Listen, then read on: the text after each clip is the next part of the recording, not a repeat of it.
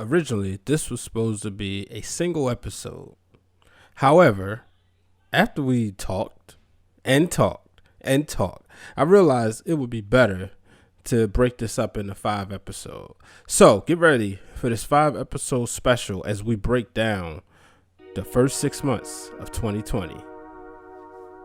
Ladies and gentlemen, welcome to this special edition of Breaking Through the Glass Ceilings. Normally, I interview one person, we talk about their journey. However, we are simply at halftime in the year 2020. So I told you guys on the last episode that I was going to talk about the entire year. But you know what? It's been such a roller coaster full of emotions. Some say it's the worst year ever. Some even say it's the best because a lot of uncomfortable conversations are finally being had. Well, today we're going to have one in-depth conversations as we review it. And who else better to call on than family? Simply the group chat that I talk to every day. And as I go around, let me take you on a journey of my life real quick. About August 2015, 3 days before I was about to leave ESPN, I met a young man. He was there just shadowing. Little did I know he would become my brother. That is the one and only Brandon Williams, fresh out of Bowie State University.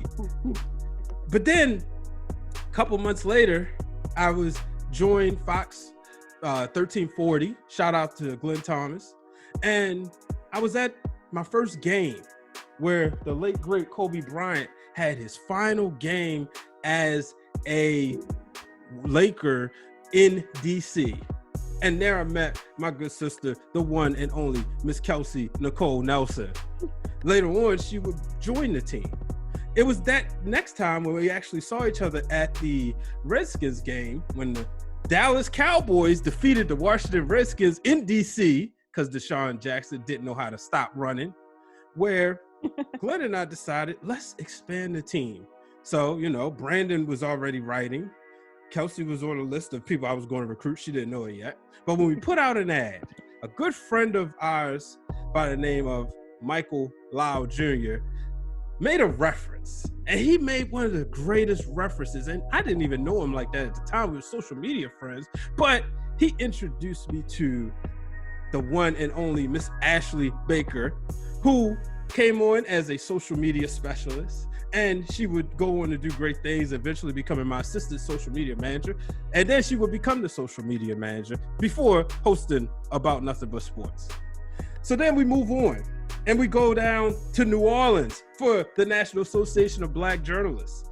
And of course, Kelsey and I made sure we, linked up, kept in contact with all parties together, yada, yada, yada. And that's when she introduced me to the fifth member of the panel, my good sister, the one and only Miss Renee Washington, the host of Beyond the Headlines. Ladies and gentlemen, how y'all doing today? Woo! That was great, baby.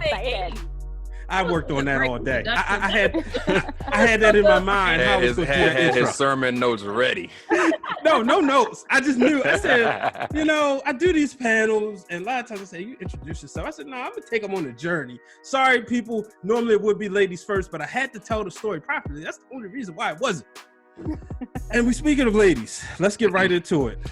Ladies and gentlemen, first of all, before we get there, how are y'all doing mentally? It's been a long 6 months as we're now in the month of July. We just completed 6 months of 2020. How's everybody doing? We're gonna start with Ashley, go to Kelsey, then Renee, then Brandon. Mentally, it has definitely been a challenge. We're all obviously dealing with the quarantine and so many different things that have happened, police brutality, athletes' deaths. Like I said, the Rona. We're gonna call it the Rona through the show. We just gonna go ahead and call it the Rona through the show. I'm just trying to stay prayed up, honestly, because it can be. There's no sports. I am just losing it. So I'm all right. I'm all right. I'm pushing. I'm pushing through. Kelsey. Yeah, I think Ashley summed it up so well. Like, I'm tired, y'all. Like, it's a lot going on that you're trying to keep up to date with. And even though there's not live sports, it seems like sports headlines just keep coming and being the gift that keeps on giving. But it's a lot. Like Ashley said, you have, especially being here in DC, you have protests going on. You have, for some reason, some people just asking you, wow, I didn't know this stuff was going on. How are you feeling? You're trying to catch up with that. It's just a lot. And then COVID-19, I unfortunately lost a family member to it. That's been rough getting through. And then people losing their jobs and just so many different things. So trying to keep prayed up, trying to just keep spreading positivity and just, trying to move on. But my heart and prayers goes out to everyone as we get through this difficult time. But I think July is going to be better because my birthday is July 17th. Better things are coming. I think, first of all, this has been the longest 6 months ever. There has been so much that has changed. And honestly, I keep telling people, but I'm so serious when I say this. The only thing that's really stayed the same has been my name and like my family, like y'all, my family, like everything else in my life has literally changed. And it's just so, it doesn't feel real at times. Ever since January 26th, I feel like the year has just been spinning. Like we are playing catch up. It's been the year of exposure where people, and not good exposure, but it is good in a sense because it's allowing us to have conversations we should have.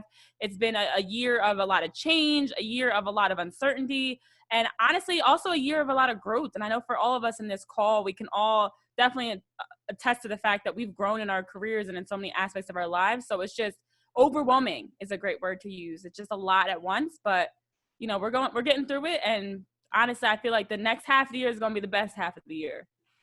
It can only go up, I hope. Calling for a reset, huh? One would hope.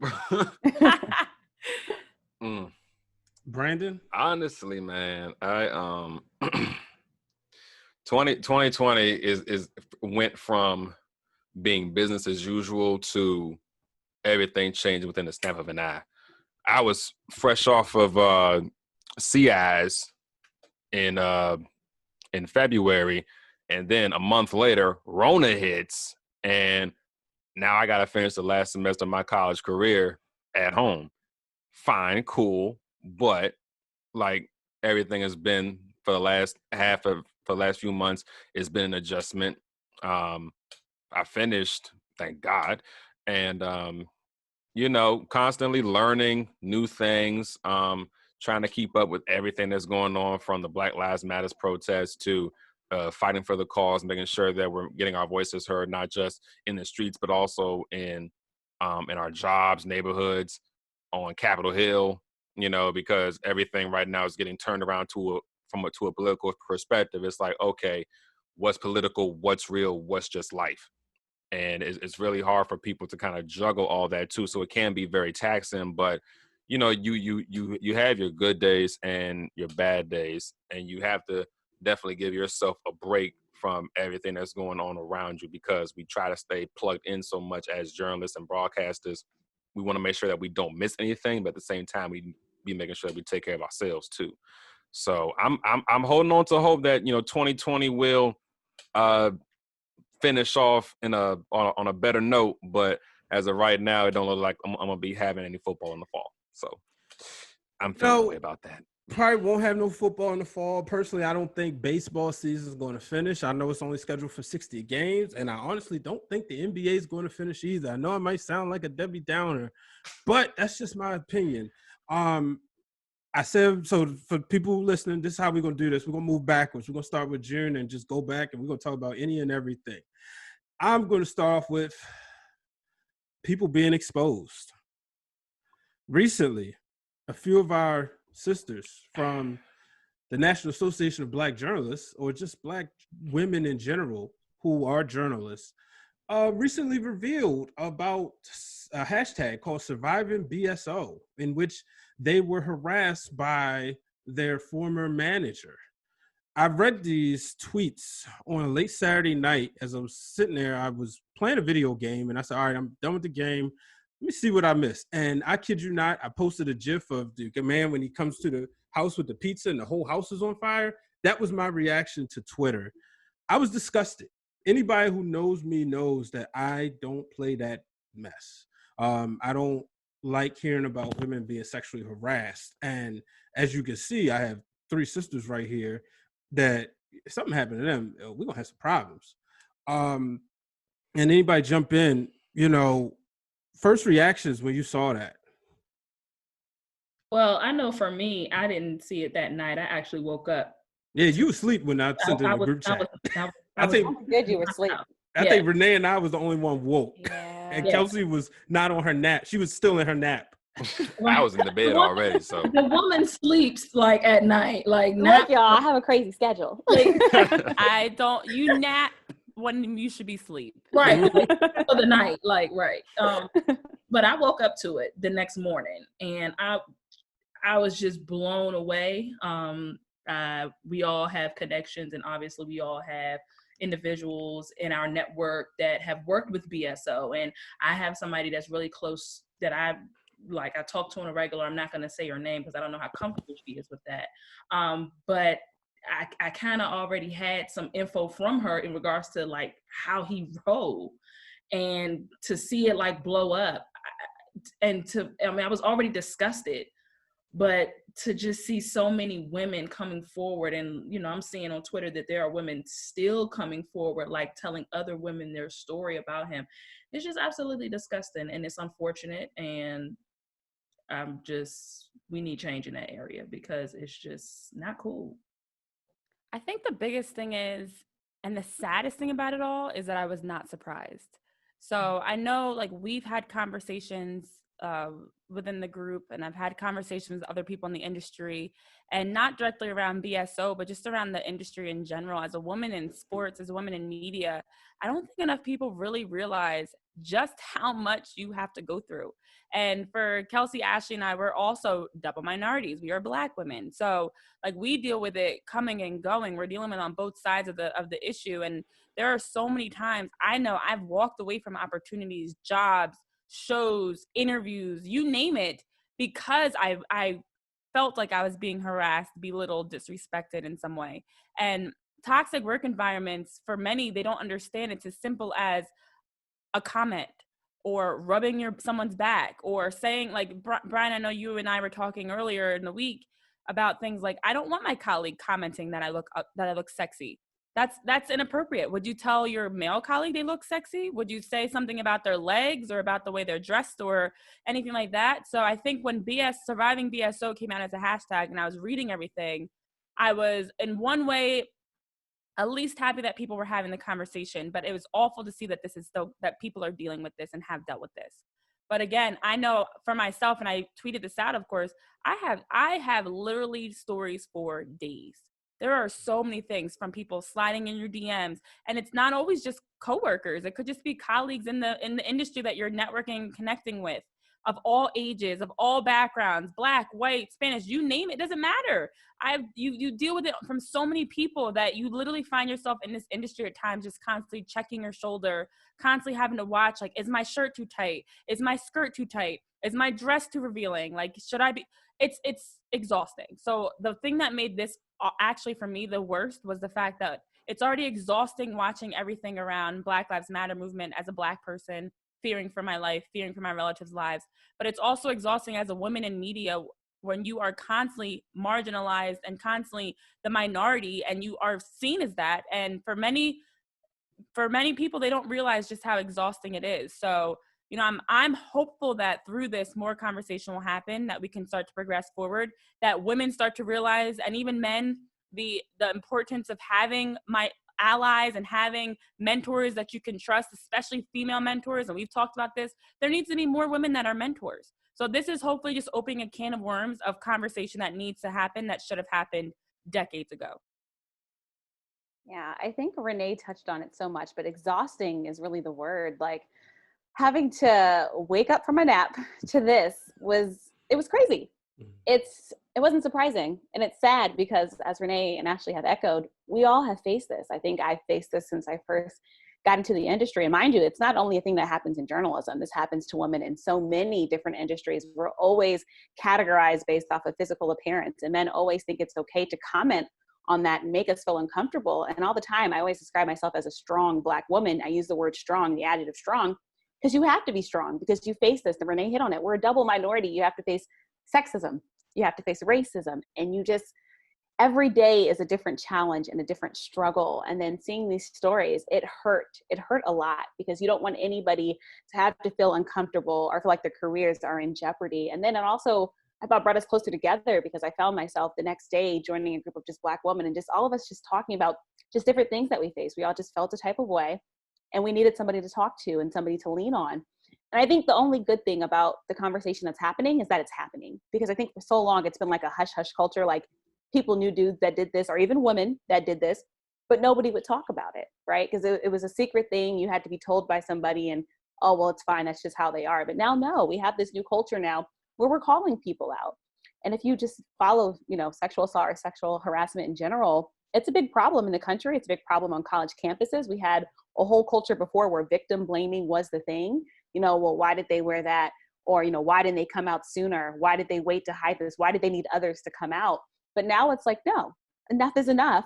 You need to go forward. And if anything, I hope we all can learn from this situation, because it's not just one person. Now, one person was used as an example this weekend.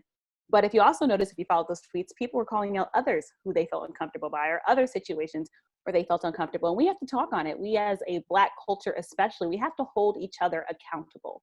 We have to hold each other accountable. And I think that's what I got from it. No one is immune from this. No one is exempt from it. Wrong is wrong.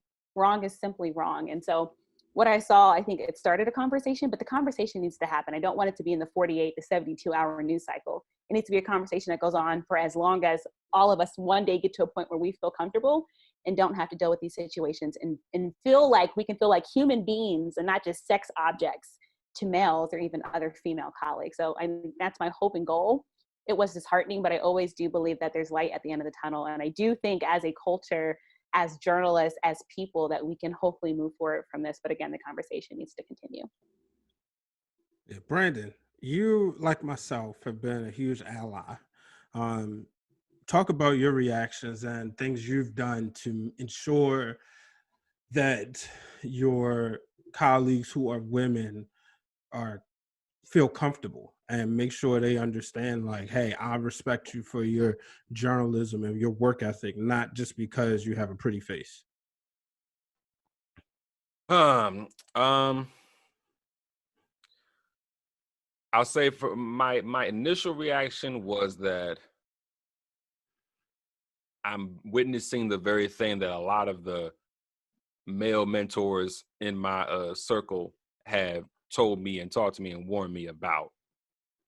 Women in our same profession facing sexual harassment in the workplace, and it is a conversation, like all the ladies here have said, it a conversation that needs to keep on happening and keep on going, just like a couple of other conversations that we've been dealing with so far in 2020, but we'll save that for later. And I think that it took an incredible amount of strength for that young lady to come forward with this, and then the multitudes of women that came after her. And everybody always wants to ask the question, well, why did they wait so long, this, that, and the third? Think about it. Put yourselves in their shoes for a second. If you were a victim of something that was what's the word I'm trying to think of? Something that scars you, a traumatizing situation that has been on your mind every day since the day it happened. And now, all of a sudden, during a time where it seems like everybody's getting called to the fire, they finally have the courage to speak up because they see everybody else doing the same thing for different situations and scenarios. God, I can't talk. But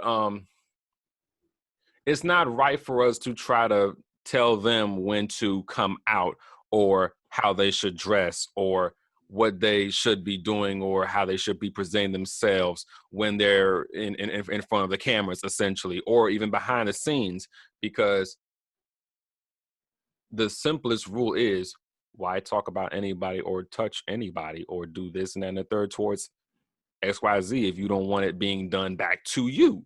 So in essence, it really should be common sense, but like some men that, I've come into contact with over the years, some of them really lack discipline and self-control, and really don't understand, that yes, we work in a profession where there are attractive women. That's obvious, but it doesn't necessarily give you license to talk to them in your kind of way, treat them in your kind of way, give them special favors because of how they look, this, that, and the third. And then on top of it all, they're dealing with this and not getting paid for their work. Yep. Speak on it, Brandon. Can we abolish, no, better yet, can we cancel unpaid gigs in media? Can we cancel that and focus on canceling all this other stuff instead of worrying about what Will and Jada and Kim Kardashian and Kanye are doing all the time, and what the Real Housewives of Potomac are doing all the time? Yes. Here's my thing, right? So people know, a few weeks ago, I did a show surviving about sexual harassment, addressing it in the world of professional wrestling. And God dang it, it trickled right into journalism. And I was happy that these conversations are being had. I'm always sad when the victims. Here's what we're not going to do, gentlemen, and I'm talking to you. What needs to stop happening? First of all, stop. Like Brandon said, don't touch people. The women's bodies don't belong to you. But what we need to stop doing also is stop automatically victim blaming. It is not that much money in the world to go through traumatic events. Does that happen? Absolutely. But I'm going to always say this. I kid you not, I will go to my grave saying this. I rather take a chance on believing the victim and she be lying than to say she was lying and she does something crazy to herself. I plugged this book before. I encourage everybody to check it out. It's called Staying in the Game. The playbook for beating workplace sexual harassment, written by my good friend Adrian Lawrence. The reason why I plugged that book, because it came out in May and I started reading it, and I learned so much about sexual harassment. And she goes in to just talk about stuff about human resources and how to deal with them. When you, unfortunately, when you have women who are aligned with the abusers.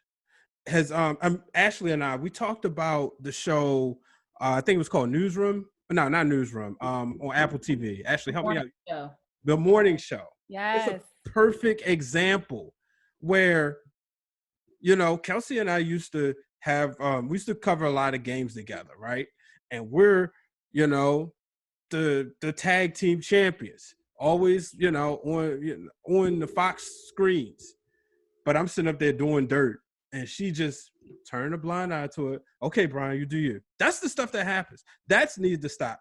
There was a tweet that came out that really pissed me off. And it was a young woman. I'm not going to give her the common courtesy to say her name, but she had the nerve to say, oh, well, that never happened to me. And I love when somebody tweeted, and I never got shot by the police. Mm-hmm. That's the type of stuff. Okay. Why do that on social media? I seen it in wrestling just a few weeks ago. I saw idiots like DJ Hyde up in New Jersey, a piece of trash. That's what he is. Sit up there selling these athletes likeness to a company that presented as softcore porn. And it made me wonder, so would people do that with these journalists? Would they take, if Kelsey, Renee, or Ashley post a picture in their bathing suit and say, hey, here's some exclusives, taking their likeness? You have women out here saying, no, I don't want to post a picture in my bathing suit because I don't want to be judged the wrong way. I don't give a damn if somebody say, if a woman walks around naked, that doesn't give me, Brandon, or any other male or woman the right to touch them. Really quick, let me piggyback. Jump in there. Go ahead. This for all of us. Yeah, let me piggyback on what Brandon said earlier about individuals having a problem with when people come forward. I know, and we can, as women, attest to it, and even some guys, because this is just a form of some type of discrimination anyway.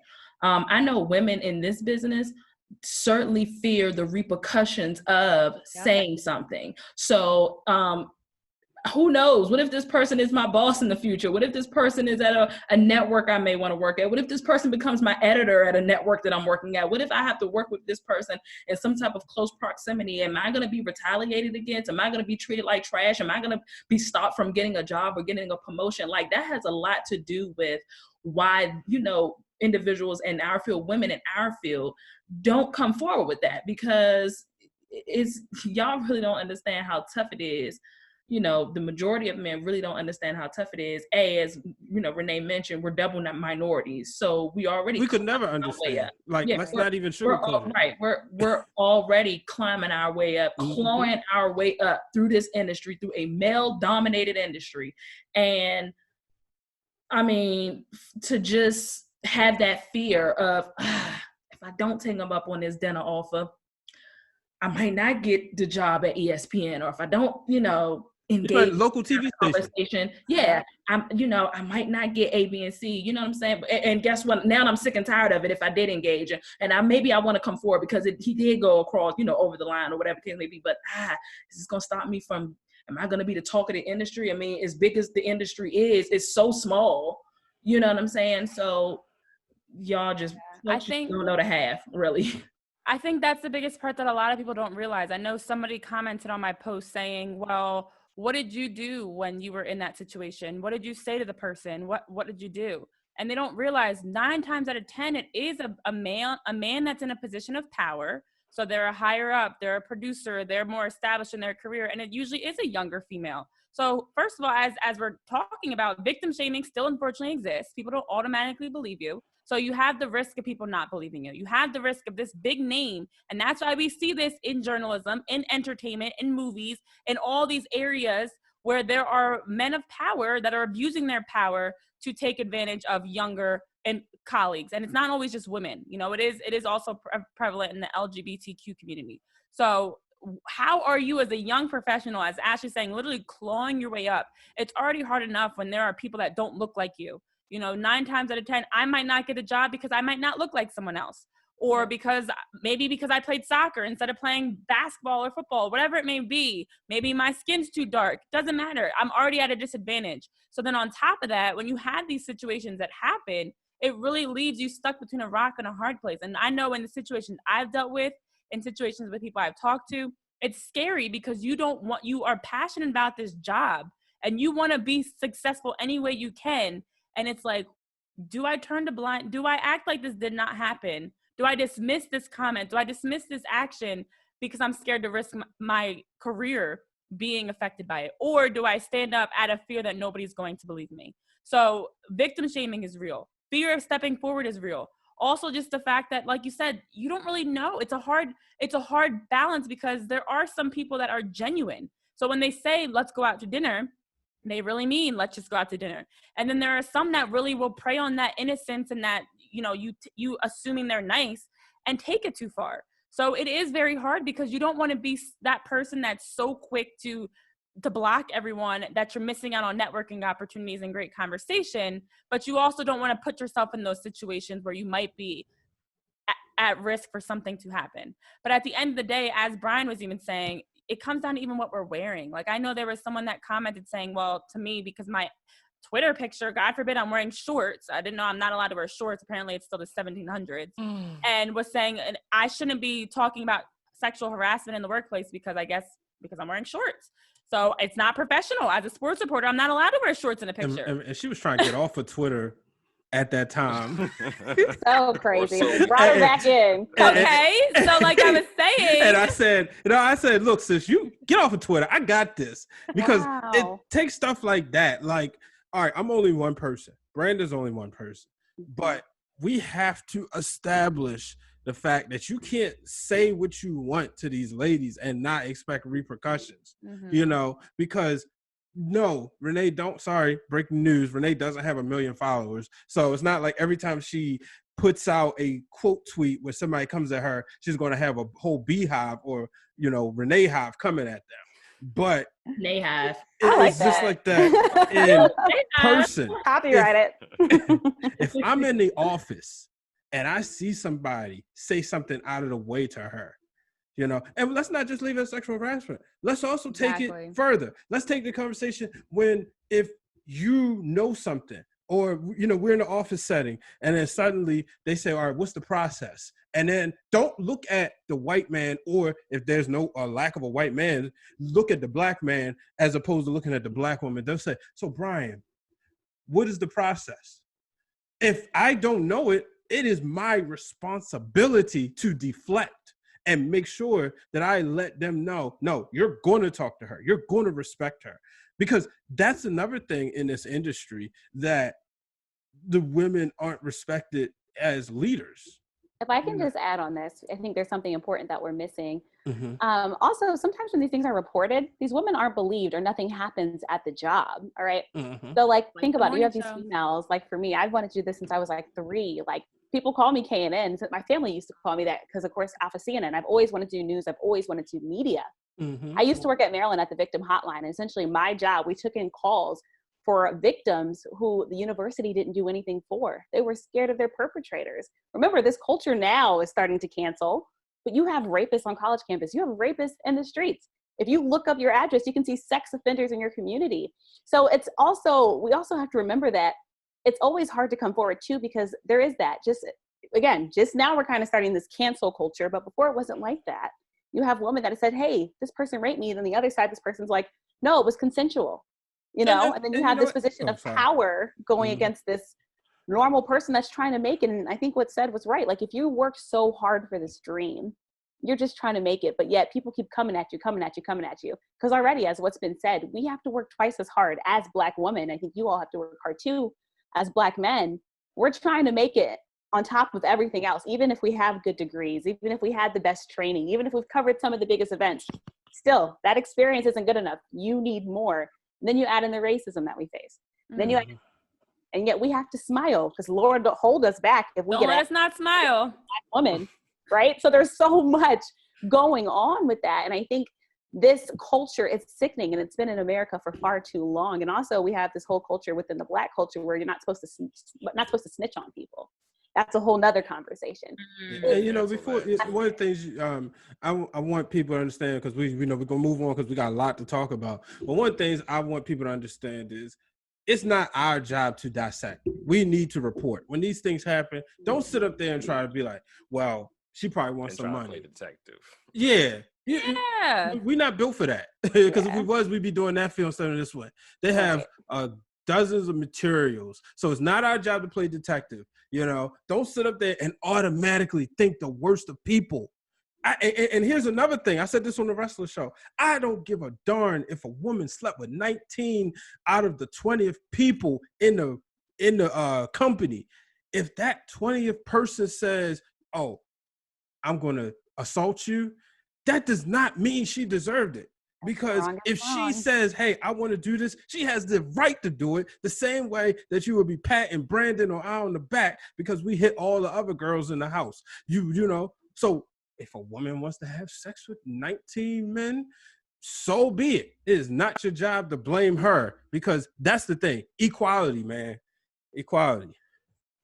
All right, let's move on. But before we move on, Kelsey, let the people know about Listen In with KNN.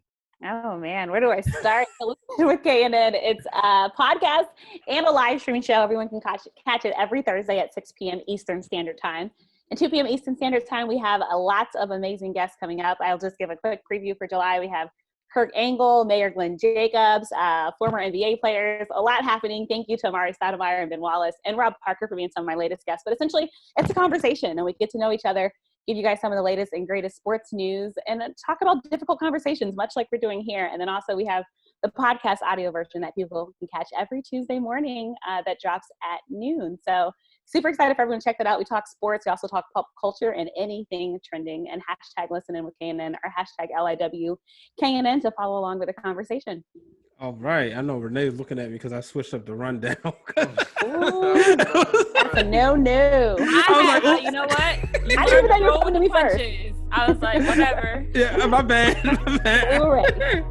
All right. All right, ladies and gentlemen, I hope you enjoyed that one. Make sure you subscribe to Breaking Through Glass Ceilings on all podcast platforms, Apple, Google, Spotify. The show is produced and edited by B Waters Productions, and the music is brought to you by Hypno Beats. Coming up next, we talk about the racial pandemic that is happening in the United States of America.